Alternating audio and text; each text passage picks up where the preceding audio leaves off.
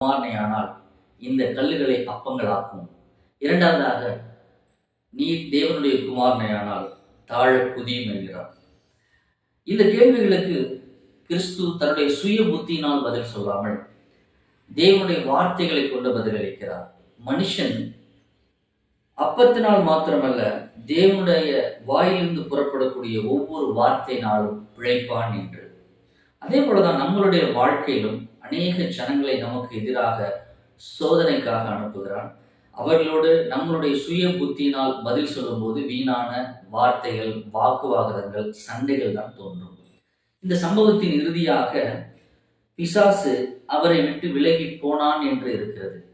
அதே போலதான் நமக்கு எதிராக எதிரடையாக வரக்கூடிய ஜனங்களுக்கு நாம் தேவனுடைய வார்த்தைகளை கொண்டு பதிலளிக்கும் பொழுது அவர்கள் மூலமாக கிரியை செய்யக்கூடிய பிசாசானவன் நம்மை விட்டு விலகி போகிறான்.